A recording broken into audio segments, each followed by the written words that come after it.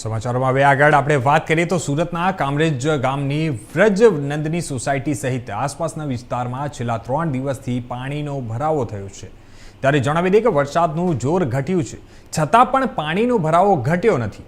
ત્યારે 3 દિવસથી સ્થાનિકો પોતાના ઘરમાં કેદ થયા છે। ત્યારે કંટાળી મહિલાઓ જે છે તે સ્થાનિક આગેવાનો સાથે કામરેજ મામલતદાર કચેરી ખાતે પહોંચી હતી।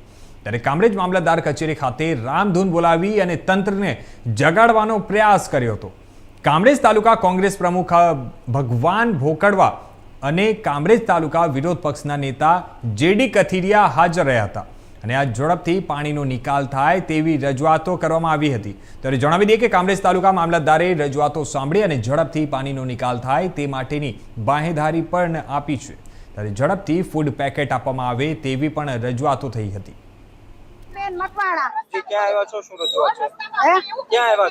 અમે વ્રજનંદની માં રહીએ છીએ, પહેલો વિભાગમાં રહીએ છીએ, પહેલો ને બીજો વિભાગ છે અને ત્યાં અમે રહીએ છીએ। આ પાણી બીજી વખત અમારે આવ્યું અને રાતે ઊંઘી નથી શકતા। છોકરાને લઈને ક્યાં જવા, એક કુમાર હોય, અમારે જનાવરની બીક લાગે છે અને આ ગટરનું પાણી આવે છે, ખાવા પીવાનું અમારે ક્યાં લેવા જવાનું? આજ મેં કામે નથી જઈ શકતા, બીમાર પડે અને આ રોગચાળો ફેલાય એની જવાબદારી કોણ લેશે એ અમને કહો। પેલા નથી દવાખાને, કઈ રોડ નથી હારા, પાણીની હલ નથી, તો પીવાના પાણી અમારે નથી, તો અમારે કરવું અને એટલે આનો નિકાલ ગમે એમ કરીને અમે એમ કહીએ છીએ અમલદારને કે અમારો નિકાલ આમાં ગમે એમ કરીને કરો।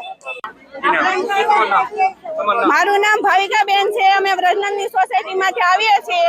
અત્યારે વરસાદ નથી પણ છતાંય અત્યારે અમારા ઘરમાં પાણી અત્યારે ઘૂસી ગયા છે અને અત્યારે હજી પાણીમાં વધારો જ થાય છે। તો તમે જોઈ શકો કે આ પાણી વરસાદનું નથી, આ તંત્રની ખામીને હિસાબે આવેલું પાણી છે અને એક તકલીફ પડે છે। છોકરાઓ, નાના છોકરાઓ હોય એને દવાખાને રોગચાળો ફાટ્યો છે, બહાર આવવા જવાની ઓલું થાય છે, પછી કારીગરોને કામે જવામાં તકલીફ પડે છે। બધું અત્યારે એક વસ્તુ એવી નથી તો અને કામે નહીં જાય તો અમે ખાશું હું? છોકરાઓ ભણવા નહીં જાય કે તો એ ભણશે આગળ, એનું ભવિષ્ય હું? અમારી માંગ એક જ છે કે અમારી અત્યારે હાલમાં અમારી ખાડીનો ગમે એ નિકાલ કરો, અમારો પાણી જે અત્યારે ભરાણું છે એનો નિકાલ કરો અને બીજી માંગણી અમારા રોડની છે કે અમારો રોડ છે, અમે 6 મહિનાથી આ સતત મહેનત કરીએ છીએ। મારું નામ રશ્મિન ઠાકોર છે, મામલતદાર કામરેજ તરીકે ફરજ બજાવું છું। આજ રોજ વ્રજનંદની સોસાયટી તેમજ કામરેજ અને નંસાડનો જે આપણો દાદા ભગવાનની પાછળ અને બાપા સીતારામ ચોકથી અંદરનો જે વિભાગ છે એની આજુબાજુના રહીશો દ્વારા અમને આજે અમારી કચેરી ખાતે આવીને રજૂઆત કરવામાં આવેલી છે। એમની રજૂઆત મેઇનલી વરસાદી પાણીનો જે નિકાલ થવો જોઈએ એ નિકાલ નથી થયો એનો છે અને જે રોડ જે છે એ રોડ એમનો જર્જરિત હાલતમાં છે એના બાબતે મેઇન રજૂઆત કરવામાં આવેલી છે।